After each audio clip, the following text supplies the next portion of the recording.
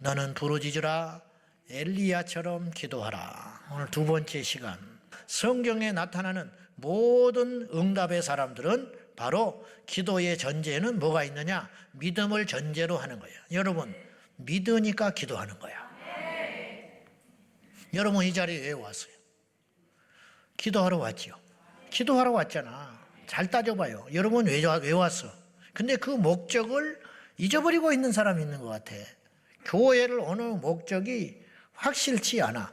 또 혹은 처음에는 확실했다가 그리고 막 울면서 예배드리고 막 그렇게 긴장하면서 그렇게 은혜를 받다가 시간이 지나면 교회를 외워오는 일을 잊어버리는 것 같아. 마치 목회를 하는 목적을 잊어버리는 거예요. 신학을 할 때, 목사 안수를 받을 때, 교회를 개척할 때 영혼 살리겠다고 시작했는데 나중에는 월급을 어떻게 올려야 되나 이 생각만 하고 있는 것 같아. 응? 어떻게 하면 사람들을 많이 모일 수 있을까? 어떻게 하면 교회를 크게 지어볼까? 마치 이렇게 생각하는 것 같아. 본질에서 어긋난 거지요. 다른 것이 아니에요. 우리가 다 그렇게 될 수 있어요. 교회를 오래 다니다 보면은 권사되는 게 목적인 사람이 있어. 나보다 늦게 온 사람이 권사가 됐다는 거예요. 근데 자기는 왜 이러고 있는지 모르겠대. 나도 몰라. 내가 어떻게 알아? 본인이 알지. 우리가 권사 되려고 교회 다니는 건 아니잖아요. 그렇게 물어보면 전문지에 제정신이 들어와가지고 아니라고 그래요. 근데 어느 날 보면 그 이야기를 하고 다녀. 왜 그러냐? 목적이 잘못된 거예요. 목적이. 오늘 이 밤에 기도하러 왔잖아요. 기도를 하러 왔으면 기도를 하고 가야 할 거 아니에요. 근데 왔다가 기도를 안 하고 가. 목적이 없는 거지. 헛고생만 하고 가는 거예요. 물론 안 온 것보다는 낫지만은 그건 아니죠. 와서 우리가 기도를 한다. 그러면 기도한다 전제는 뭐예요? 응답받는 걸 전제하고 기도하러 온 거예요. 그래서 히브리서 11장 6절 말씀에 다 같이 시작. 하나님을 기쁘시게 하지 못하나니 하나님께 나아가는 자는 반드시 그가 계신 것과 또한 그가 자기를 찾는 자들에게 상 주시는 이심을 믿어야 할지니라. 저는 저기에 반드시라는 말을 주목할 필요가 있다고 봐요. 왜 반드시라고 했을까? 그게 너무너무 중요하다는 거예요. 놓치기 쉽다는 거예요. 하나님께 나오는 자는 반드시 믿음이 없이는 하나님을 기쁘시게 하지 못한다. 하나님이 다른 걸 보고 기뻐하지 않는다는 거예요. 하나님은 오직 우리의 믿음에 대하여 반응하시고 기뻐하시는데 그 믿음을 가지고 나올 적에 반드시 하나님께 나올 적에 반드시 하나님께 나올 때는 그가 계신 것을 믿고 계신 그분께 기도할 적에 하나님이 우리에게 응답하시고 상 주시고 해결해 주심을 믿어라. 너무 당연한 이야기를 하고 있는 거예요. 하나님께 나오는데 하나님을 믿지 않고 나온다. 뭐하러 하나님께 나오냐 이 말이에요. 근데 그런 사람들이 너무 많아요. 어떻게 그렇게 단정하냐고요? 예배 전후를 보면 안다 이 말이에요. 예배를 드린 다음에 믿음이 없어. 예배 중에 믿음이 없다 이 말이에요. 오늘 우리는 어떤 믿음을 가져야 되느냐? 누차 말했어요. 기도를 믿어라. 우리가 기도하면 응답이 있다는 걸 믿어라. 기도하면 어떤 문제가 해결된다는 걸 믿어라. 그건 기복신앙이 아니에요. 그건 잘못된 게 아니야. 여러분, 기도하면 응답된다는 걸 믿어야지. 기도하면 문제가 물러간다는 걸 믿어야지. 기도하면 마음이 움직인다는 걸 믿어야지. 에스더가 그 믿음을 가지고 금식에 들어갑니다. 내가 몰랐는데 모르드게의 말을 듣고 모르드게가 전해준 그 전령의 말을 듣고 나니까 이게 장난이 아니구나. 큰일 났구나. 근데 한 달이 넘도록 왕이 자기를 본 적이 없다. 그 전에 왕비도 폐위당했는데 그것을 내가 위험을 무릅쓰고 내가 금식을 하고 왕에게 나아갈 터인데 내가 죽으면 죽으리다. 여기서 뭘 각오했느냐?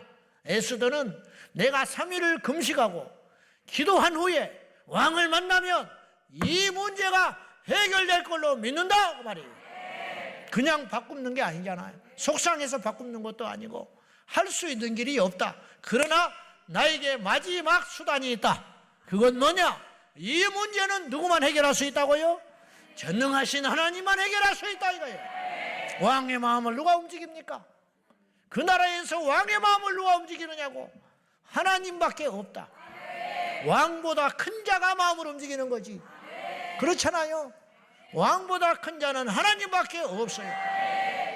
대통령의 마음을 누가 움직이느냐고, 도장을 누가 찍어주냐고. 하나님께서 있다. 하나님의 손에 그 믿음을 가지고 사랑하는 성도 여러분, 오늘 또 우리는 그 믿음을 가지고 온 거예요. 왔어야 해서요.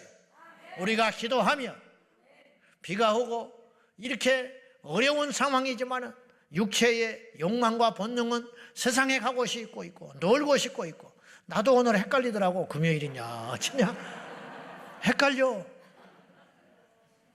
낮에 주례를 하고 오니까 토요일인가 싶은 거예요. 금요일 날 주례한 건 별로 없었던 것 같아요. 주례를 하고 나니까 토요일인 것 같아. 그래서 집에 가서 딱 있으니까 나오기가 싫은 거 있죠. 와, 우리 성도들은 오죽 할까? 우리 성도들은 오죽 하겠냐? 연휴인데, 황금 연휴인데. 그래서 어제 저녁부터 막 놀러 간 거예요, 지금. 금, 토, 주일도 한번 봐야겠어, 내가. 어쨌든지 간에 무슨 말씀을 드리려고 하는 거냐면, 우리는 하나님께 기도할 적에 믿음으로 기도해야 한다. 엘리야의 기도는 믿음의 기도였다, 이 말이에요. 엘리야의 기도는. 그래서 비가 올 줄 확실히 믿고 선포하면서 믿음으로 나가서 기도할 적에 사환에게 가라. 그래서 기도한 후에 가서 비가 오는지 보라는 거야. 하늘을 봐라. 그때 없다는 거야. 구름이 있어야 비가 오지. 그냥 비가 갑자기 오진 않지. 반드시 구름이 모여져야 비가 쏟아지잖아요. 근데 구름이 안 보인다는 거야. 7번까지 가라. 그러면 7번만 왔다 갔다 했을까? 보내고 그 사이에 또 기도하고 또 기도하고 또 기도하고. 그러면 엘리야가 믿음으로 기도한 거예요. 뭐냐?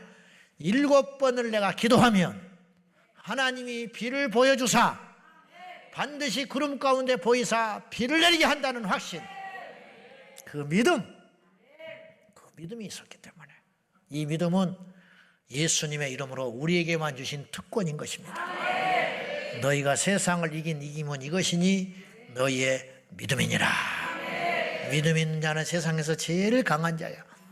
돈 있는 사람도 자빠져, 장정도 쓰러지고 어린아이도 피곤하되 여호와를 앙망하는 자는 독수리가 날개치며 올라가는 새 힘을 얻으리라. 돈이 우리를 지켜줄 것 같아요? 지식이 우리를 지켜줄 것 같아요? 자식이 우리를 지켜줄 것 같아요? 우리의 많은 학문이, 사회적인 덕망이 우리를 지켜줄 것 같아요? 돈을 산더미까지 쌓아놓고도 잠을 못 자. 세상의 명예와 권세를 다 지고도 우울증 걸려가지고 다 죽어가. 방법이 안 나와. 그러므로 우리에게 믿음이 있으므로 감사하고 성도가 믿음이 없으므로 부끄러워해야 됩니다. 오늘도 우리가 이 믿음으로 기도하는 복된 밤이 되기를 축원합니다. 우리가 기도하면 어떤 일이 일어나요? 할렐루야. 우리가 기도하면 좋은 일이 일어나요.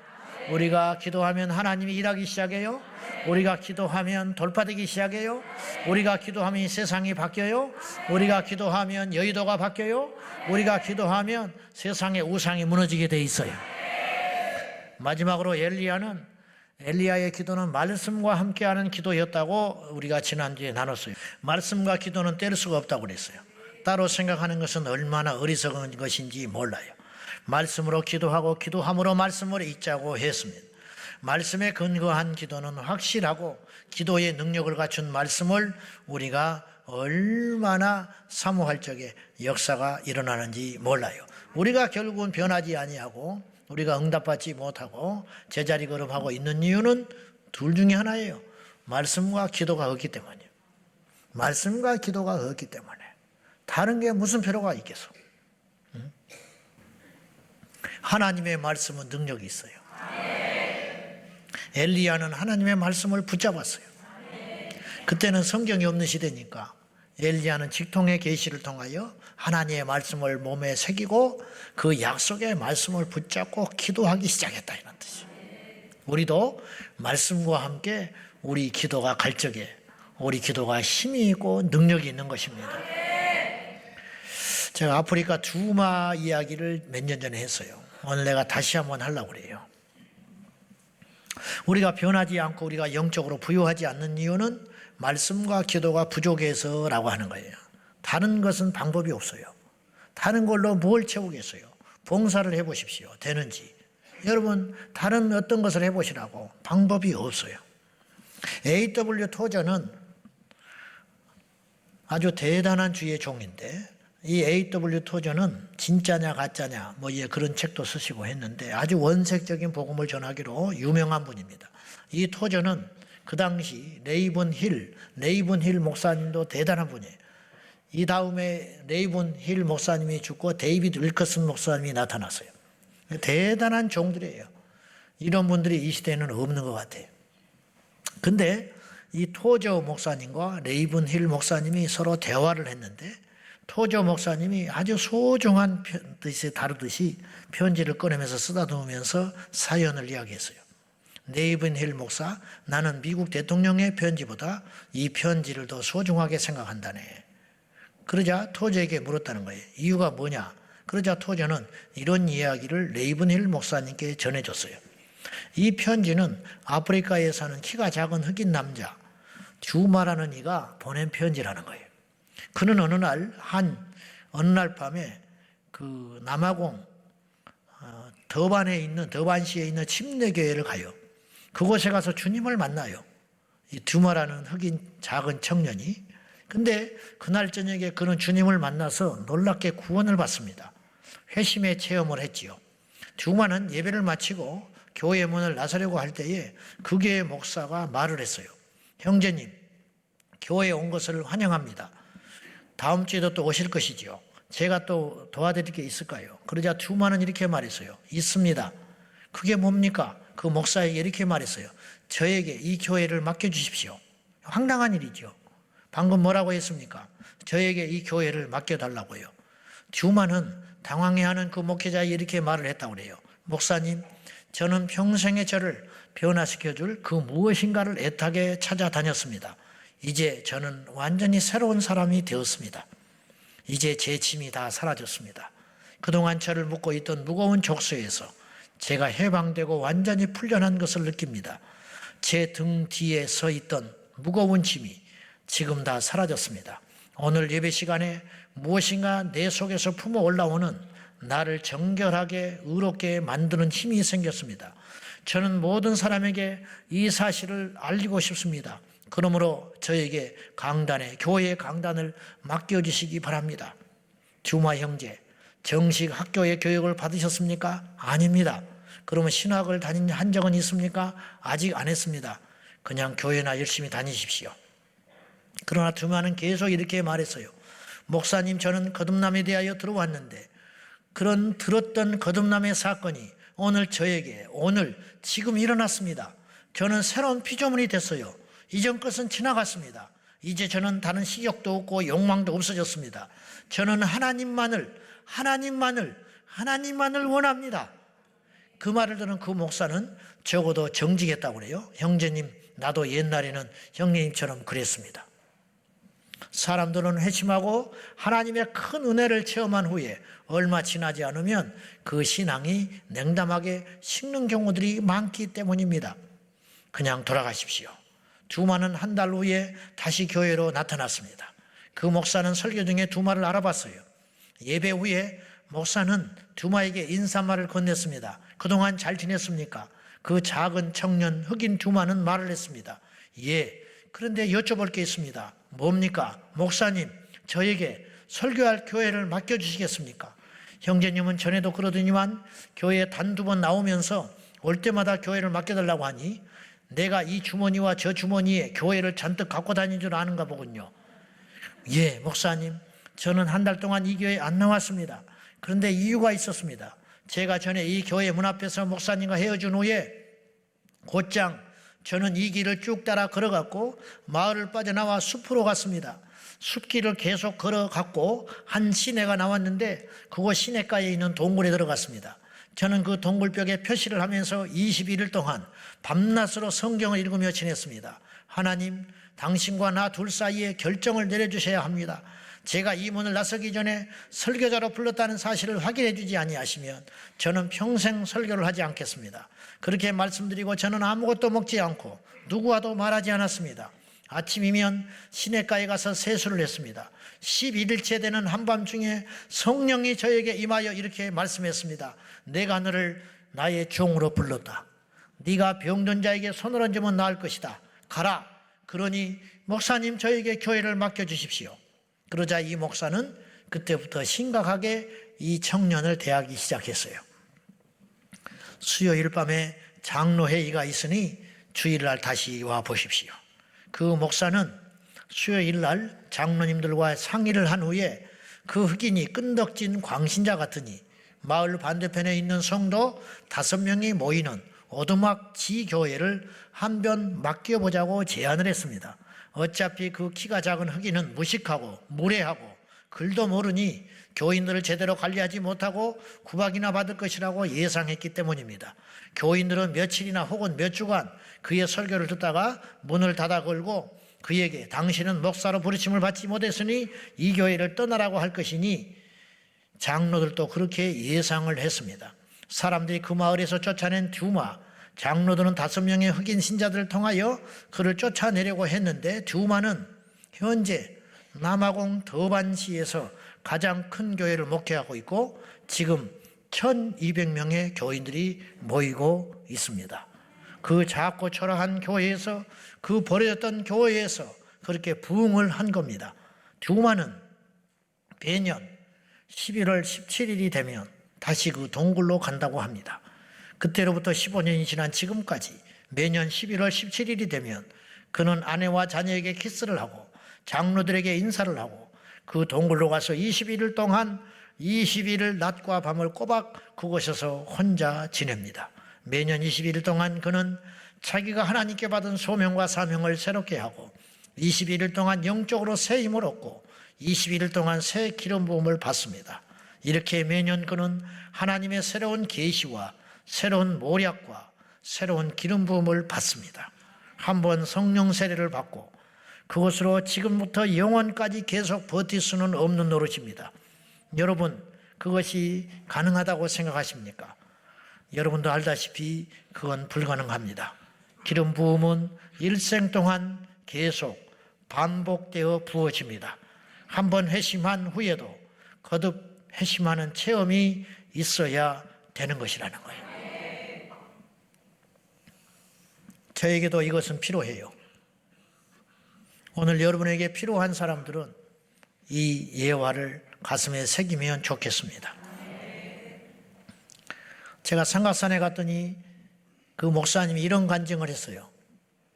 영적으로 점프할 때가 있다는 거예요. 좀 기계적인 이야기지만, 그분은 개인적인 이야기지만 그 말을 무시하지 말고 들었으면 좋겠어요. 영적으로 성장하는 계단처럼 성장하는 단계가 있다는 거예요.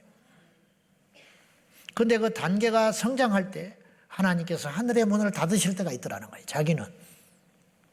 무슨 말이냐면 이분이 산에서 그 당시 30년을 기도했거든요. 간암 걸려서 죽으려다가 천사가 나타나서 그를 치료해주고 기적적으로 그 강팍한 심령이 녹아져서 하나님께 생애를 바치고 주의 종이 돼가지고 산에서 그렇게 기도를 하고 있는 목사님이 계셨는데 이분이 그런 간증을 하는 거예요. 어느 날 하늘의 문이 닫아져 버리더래요. 워치만이도 그런 말을 한 적이 있어요. 뭐냐면 이건 무슨 뜻이냐? 하나님이 이거를 버렸다는 게 아니라 그 전의 기도와 그 전의 방식 갖고는 만족할 수 없는 영적 상태를 만드셔버린다네요, 하나님이. 네, 영적 상태를. 이해됩니까? 그래서 산기도를 거의 날마다 하다시피 했는데 어느 날 아무리 기도해도 성령께서 함께하는 기도가 안 올라가더라는 거예요. 회개도 무던히 해봤대요. 회개를 해도 안 돼. 이건 그런 문제가 아니더라는 거예요. 답을 찾을 길이 없더라는 거예요. 그래서 금식을 하기 시작했대요. 울부짖으면서 기도를 하고 금식을 했는데 그래도 풀어지질 않아요. 그래서 이분이 어느 날 자기의 생명을 하나님께 딱 바쳐버렸대요. 그러니까 이거는 이 경험을 안 한 사람은 모르대. 이거는 하늘의 문이 닫혀가지고 자기의 기도가 딱 막힌 듯이 돼 있으니까 숨을 쉴 수가 없더라, 영적으로. 그래서 자기가 누구한테도 말을 하지 않고 산 꼭대기에 올라가서 어느 날 그분이 작정을 한 거예요. 하나님이 나를 애보시켜 주시고 하늘의 문을 열어주지 아니하시면 내가 이 자리에 죽겠다는 각오를 하고 올라간 거예요.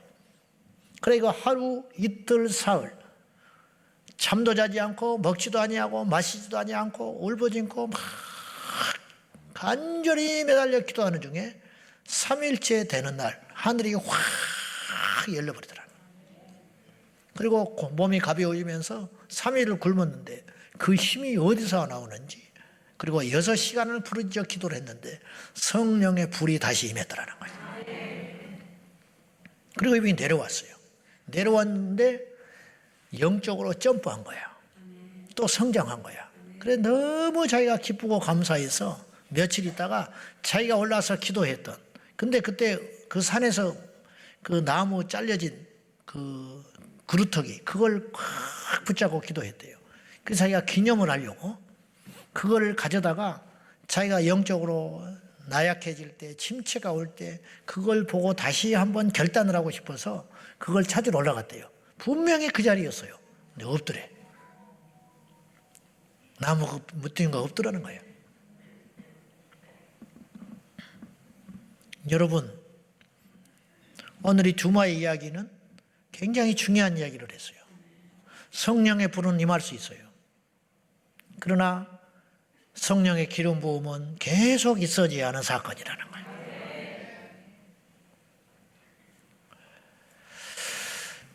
이제 오늘 설교하렵니다.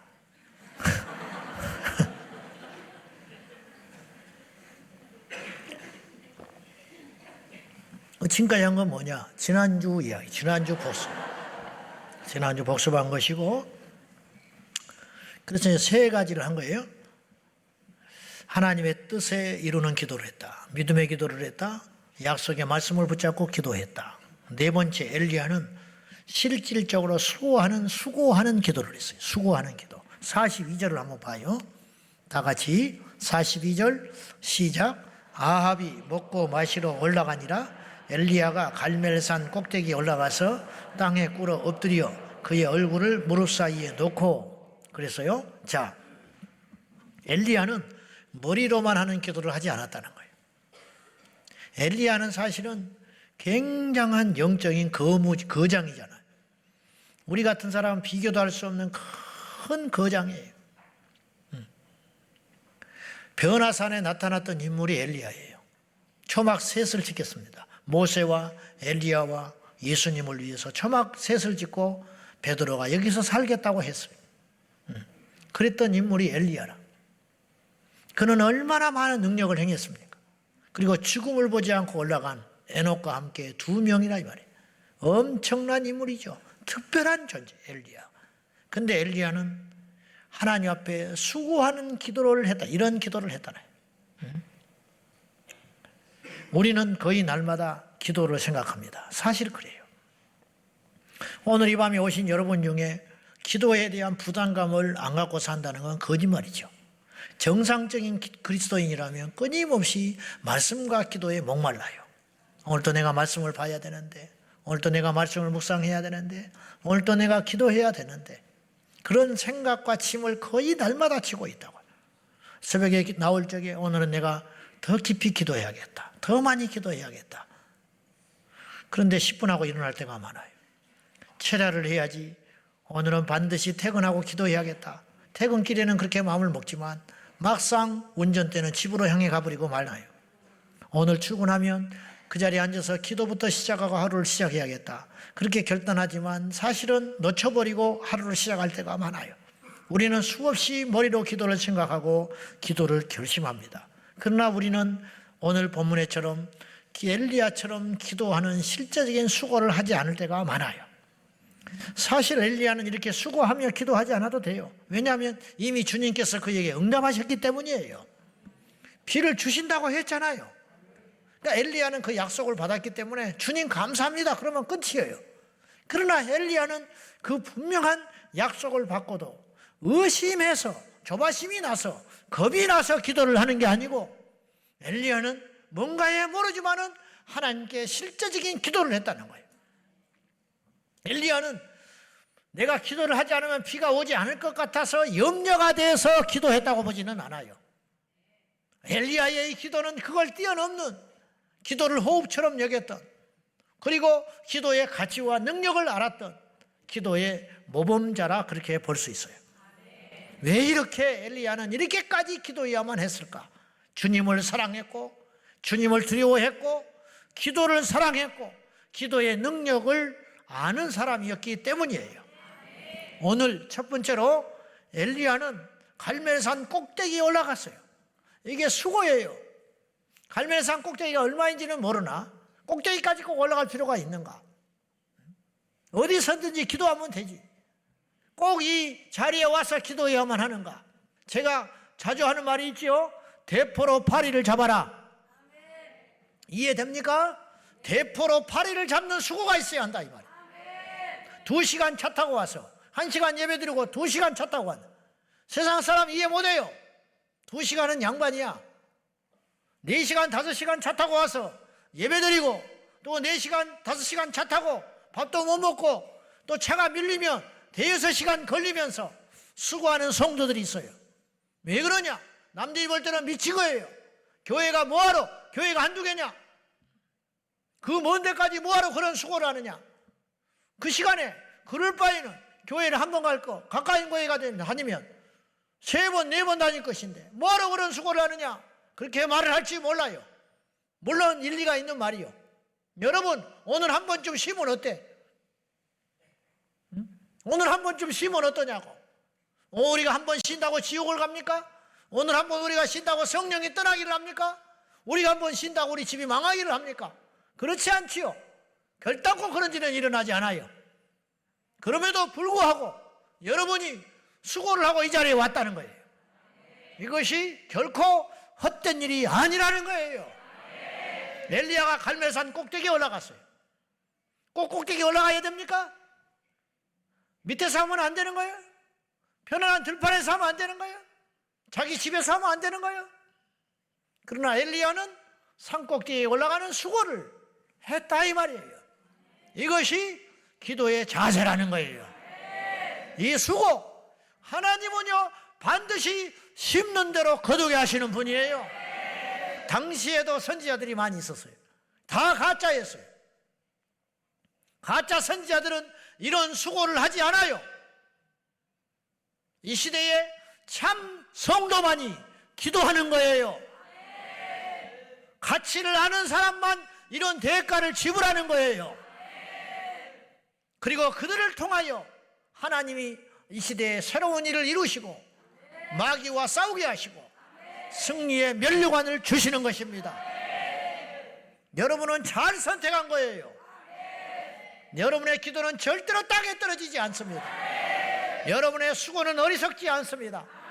여러분의 수고는 헛된 것이 아니에요. 그러므로 포기하지 마세요. 낙심하지 마세요.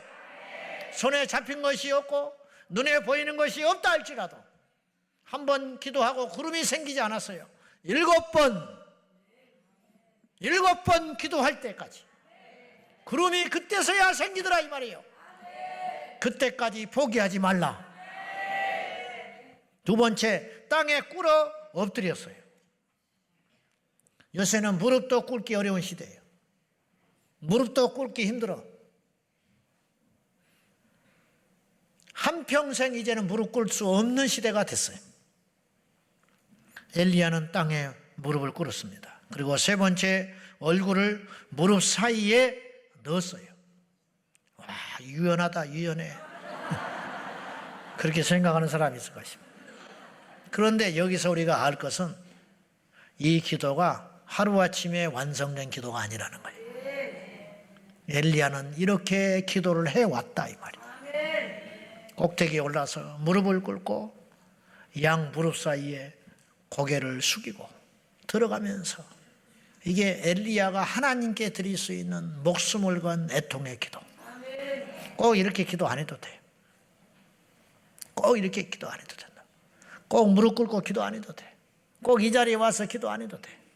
꼭 손 들고 기도 안 해도 돼. 그렇게 울면서 소리치고 기도하지 않아도 우리가 소리 지르고 막 기도하는 사람을 보면 하나님 기 먹었냐 그래. 하나님이 기 먹었냐는 거예요. 그래요. 묵상해도 하나님을 알아요. 우리의 시름도 들어요. 우리의 속에 있는 생각도 아신다니까. 그러나 우리는 왜 부르짖냐? 내가 부르짖음으로 인해 하나님이 내 기도에 더 주의를 기울여 주시고 들으라고 하는 게 아니라 그냥 우리는 그렇게 기도하는 거야. 내가 하나님께 드릴 수 있는 최상의 몸짓으로, 최고의 몸부림으로, 내가 할 수 있는 모든 에너지와 내가 할 수 있는 최상의 것을 동원하여 여호와께 드릴 적에 그것이 그렇게 표현되는 것뿐이라 이 말이에요. 그렇게 표현되는 것뿐. 엘리야는 오랜 동안의 이런 기도를 통해서 자신만의 기도의 독특함을 완성했다 이런 뜻이. 요리사가 나름대로 요리법이 있어요. 사람들은 처음 보고 왜 저렇게 하냐고 그래. 그러나 그는 수십 년 동안 이렇게도 저렇게도 해보고 자기 것을 만난 거예요. 어떤 목수가 그런 식으로 문짝을 만들어요. 처음 보는 사람은 왜 그렇게 만드냐고 그래요. 그러나 그 목수는 수십 년 동안 못에 피멍이 들고 손이 찢겨가면서 그 방법을 취득한 거라니까. 함부로 말하면 안 돼요. 함부로.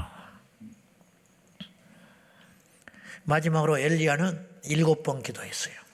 즉 포기하지 않는 기도를 드렸다. 포기하지 않는 기도. 43절 시작. 그가 사환에게 이르되 올라가 바다 쪽을 바라보라. 그가 올라가 바라보고 말하되 아무것도 없나이다. 이르되 아무것도 없습니다. 그럼 포기해야 돼요. 아무것도 없습니다. 낙심해야 돼요. 여러분이 오늘 기도하고 집에 돌아가면 대단한 일이 일어나지 않아요. 그럴 수도 있어요. 그러나 우리는 포기하지 않는 거예요. 하나님이 그걸 보는 거예요. 하나님만 보는 게 아니라 원수 마귀도 봐요. 그걸 우리가 포기하지 않고 있을 때 원수 마귀는 떠나가게 되는 거예요. 여러분 그렇게 쉬운 일이 아니잖아. 7번을 포기하지 아니하고 가라. 없습니다. 그러나 엘리야는 7번까지 포기하지 아니하고 구름이 생길 때까지 비가 내릴 때까지 포기하지 않았다. 보내고 기도하고 보내고 기도하고 보내고 기도하고 보내고 기도하고 보내고 또 기도하고 7번까지 가라. 가라. 응답이 올 때까지. 기도의 응답은 여러 종류가 있어요. 한 번 기도해서 응답이 오는 게 있어요. 100번의 기도를 통해서 응답 오는 게 있어요. 죽을 때까지 기도해야만 응답받을 수 있는 게 있어요. 심지어는 죽은 다음에 응답받는 것도 있어요. 제가 이찬수 목사님 이야기했어요. 그분이 분당 우리 교회 개척해놓고 사람들이 동서남북에서 모여드는데 감당이 안 돼. 어느 날 새벽에 이분이 하나님께 엎드려 기도를 했대. 하나님, 나는 남보다 설교를 잘하는 것도 아니고 특별한 능력이 있어서 뭐 병든 자를 폭포 일으키는 것도 아니고 평범하고 지극히, 그리고 이분은 어른 목회를 안 해봤어요. 결정적인 것은 사랑의 교회에서 학생부만 맡고 있다 개척을 해서 나갔다고요. 그런데 이게 어떻게 된 일입니까? 이유가 뭡니까? 제가 그 이야기를 개척하고 죽을 쓰고 있을 때 들었어. 어떻게 열이 받든지. 아니 나는 죽을 둥 살 둥 해도 안 되는데 이분은 그냥 온대. 동서남북에서. 물론 훌륭하니까 그렇지. 특이하고 잘하시니까 그렇겠지만 그 소리를 들었는데 야, 상대적으로 열등감이 생기더라고. 나는 이거 뭐냐. 그런 적이 있었는데, 근데 이제 이분이 그 다음에 이런 말을 하는 거예요. 기도를 하는데 하나님이 가르쳐 주더래. 이유가 뭔지를. 네 아버지의 기도다. 아버지가 평생 목회하셨는데 50명이 안 되는 교회를 목회하고 죽으셨어요. 교회가 분란이 나서 두 사람이 싸웠는데 교회가 시끄러워지니까 목사님이 그 문제를 해결하자고 금식기도원에 들어간 거예요. 성도가 싸웠는데 목사님이 금식을 하러 들어갔어요. 답이 안 나오니까, 화해가 안 되니까. 그리고 40일을 금식을 하는데 20 며칠째에 돌아가셔 버렸어요. 금식하다가 돌아가신 거예요, 아버지가. 그 상처가 너무 컸어요, 가족에게. 하나님이 살아계시면, 아니 죄짓다가 죽은 것도 아니고 목사님이 교회 살려보겠다고 금식하러 갔는데 금식 마치기 전에 돌아가셔 버렸으니 이 하나님이 살아계신 분이요, 이분이 상처가 너무 커서 미국으로 건너가서 목회를 안 하고 도망을 다녔어요. 그래서 일을 해서 사업을 했어요. 근데 하나님의 뜻이 있으니까 꼭 깨가지고 사랑의 교회에 와서 목회를 하다가 나가서 개척을 한 거예요. 그때 이분이 알았대. 그 아버지가 무슨 기도를 했겠어? 그 아버지가 죽기 전에 생전에 무슨 기도를 했겠냐고. 교회 부흥을 위해 기도했을 것이고, 그 영혼들을 위해 기도했을 것이고, 자기 가족을 위해 기도했을 거 아니야. 그 기도의 응답으로 네가 보상을 받는 것이라고 그러더라는 거예요. 하나님. 그렇구나. 여러분, 눈물의 기도로 하나님께 심어놓은 자식은 하나님이 돌아오게 해요. 포기하지 말고. 나라를 위해서 울었기 때문에 이 나라가 산 거예요. 절대로 낙심하지 말고 끝까지 통일이 일어날 때까지 기도하는 거야. 포괄적 차별금지법은 주님 오실 때까지 막아내야 되는 거예요. 반드시. 가족의 구원, 어떤 사람의 변화, 병 나을 때까지 중도에 포기하는 기도를 드리지 말고 끝까지 우리가 주님 오실 때까지, 주님 만날 때까지 끝까지 지켜내야 할 것이 있다면 다음과 같은 것들이, 첫째는 믿음.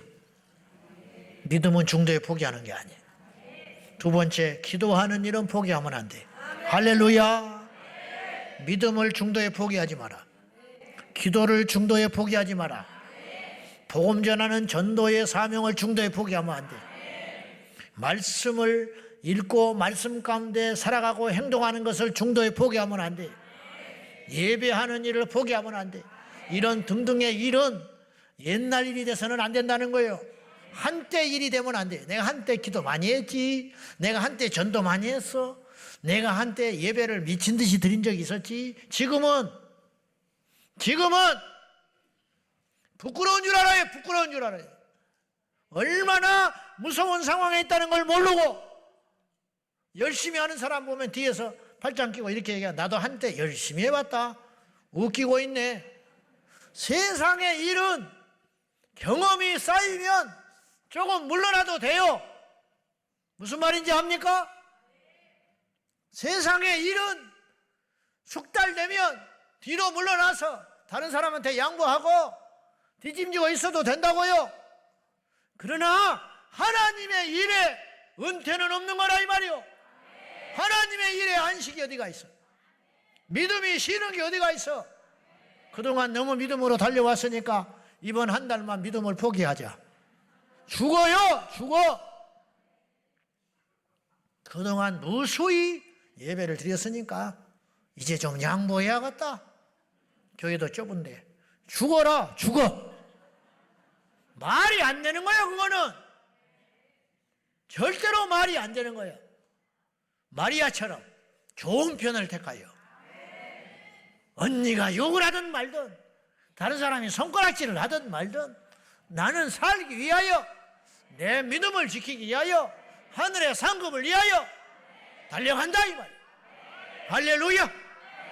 주님 오실 때까지 믿음을 포기하지 말고 기도를 포기하지 말고 복음 전하는 걸 포기하지 말고 예배를 포기하지 말고 기도에 응답이 있을 때까지 7번 기도했던 엘리야처럼 오늘 지쳐있는 성도들이 있습니까? 절대로 우리의 기도가 땅에 떨어지지 않는다. 그걸 꼭 명심하셔서 예수님 오실 때까지 엘리야는 이상의 기도를 통하여 응답은 물론이거니와 하나님의 능력을 얻게 됐어요. 자, 46절 마지막으로 시작. 그가 허리를 동이고 이스라엘로 들어가는 곳까지 아합 앞에서 달려갔더라. 이게 무슨 말인지 알아요? 기도를 했더니 두 가지 역사가 일어난 거예요. 첫째는 응답. 비가 내리잖아요. 비가 이제 곧 내리잖아. 이미 말씀에 약속하셨고. 그래서 마차를 단단히 준비하고 와라. 기도했기 때문에 구름이 생겼잖아. 응답받은 거죠. 두 번째, 보너스가 생겼어요. 기도하면 능력이 임해요. 여러분 이걸 알아야 돼. 기도하는 사람은 능력이 있습니다. 기도하는 사람은 영권이 있어요. 기도가 없는 사람은 머리만 아파. 머리만 커지는 거야. 기도할 때 심장이 강해지는 거예요. 영적 심장, 엔진이 생긴다, 엔진. 그래서 엘리야가 기도를 마쳤을 때 그에게 하나님의 능력이 임했다고 그랬잖아요. 어떤 능력이냐? 허리를 넘기고 달려가는데 아방의 마차보다 앞서 달려갔다. 홍길동이가 된 거야. 축지법이 생겼는지 막 달려갔다 이 말이에요. 이거 여러분 웃고 넘어갈 일이 아니에요. 이건 하나님만이 할 수 있는 일. 그런 신비한 능력이 임했다. 이게 뭐냐? 하나님의 종이라는 증거. 내가 너의 기도를 들었다는 증거. 너의 믿음에 내가 기뻐하고 반응했다는 증거로 앞서갔다는 게 중요한 게 아니라 하나님이 함께하는 증거가 나타나기 시작했다는 거예요. 할렐루야. 이 밤에도 우리가 기도하여 두 가지를 얻자. 응답받고 능력받고, 응답받고 능력받고, 응답받고 능력받고. 할렐루야. 이 밤이 꼭 되시기를 예수님의 이름으로 축원합니다.